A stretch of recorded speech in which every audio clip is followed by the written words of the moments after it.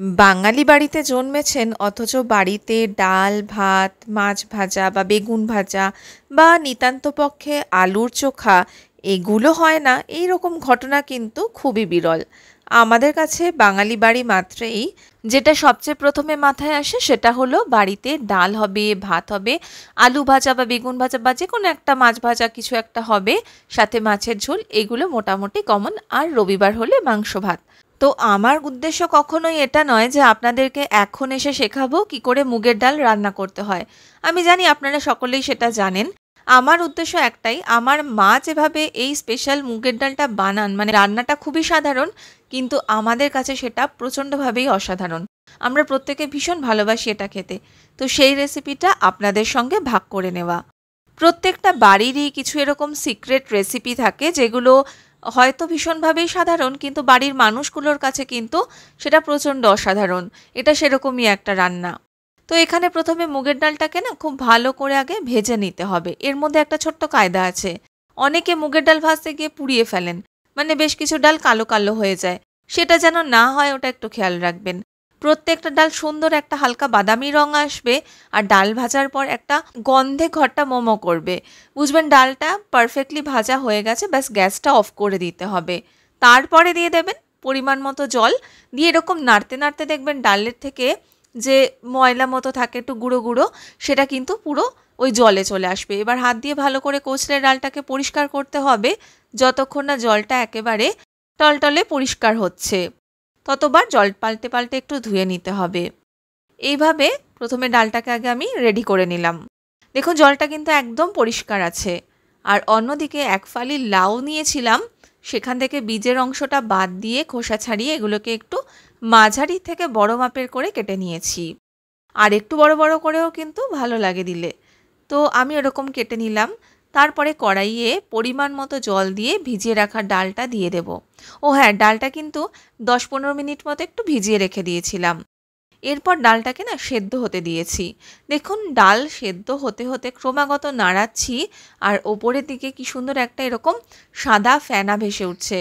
এটা কিন্তু ডালের মধ্যে থাকা ইম্পিউরিটিসগুলো, মানে যেগুলো মানে বলা হয় ডালের ময়লা।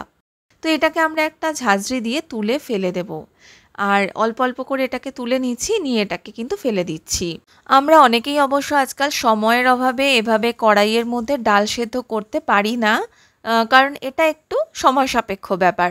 তো আমরা কি করি, প্রেশার কুকারেই করে নিই। তো সেরকমই করতে পারেন। ডালটাকে আগে ভালো করে ধুয়ে নিয়ে তারপর প্রেশার কুকারে 2 বা 3টে সিটি দিয়ে সেদ্ধ করে নেবেন। তাতে ডালটা যাতে একটু হালকা গোটা গোটা থাকে অথচ সুন্দর সেদ্ধ হয়ে যায়, একদম নরম হয়ে যায়। ডালটা এখানে মোটামুটি যখন 70% মতো সেদ্ধ হয়ে আসবে, তখন এর মধ্যে লাউগুলো দিয়ে দিচ্ছি। লাউটা কিন্তু ছিল অ্যাকচুয়ালি খুবই কচি একটা লাউ। তো এবার এর মধ্যে দিয়ে দিচ্ছি একসঙ্গে একটু হলুদ আর সামান্য নুন দিয়ে ভালো করে মিশিয়ে দিলাম। এবারে আবারও এটাকে একটু ফুটতে দেব।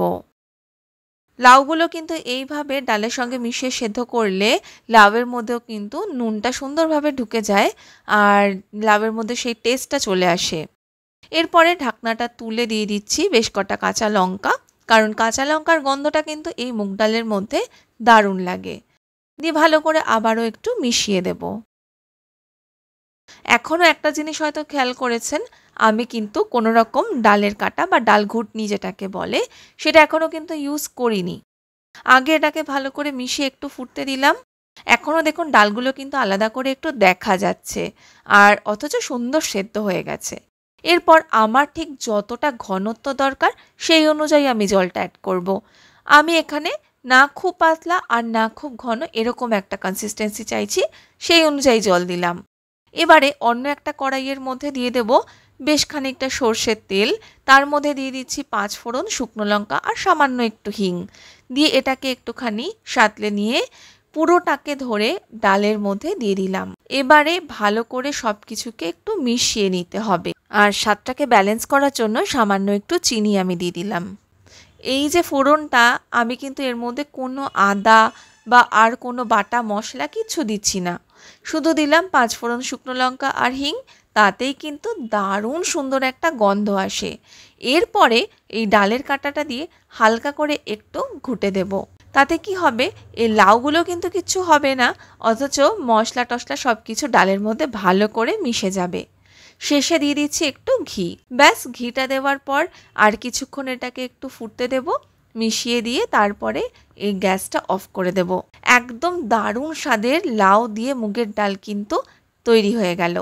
নিরামিষ দিনে কিন্তু এই রেসিপিটা অবশ্যই ট্রাই করবেন। রেসিপিটা কেমন লাগলো সেটা কিন্তু আমাকে অবশ্যই কমেন্ট করে জানাবেন, আর আমার চ্যানেল দ্য বং বেগুনিকে সাবস্ক্রাইব করার অনুরোধ রইল। ধন্যবাদ।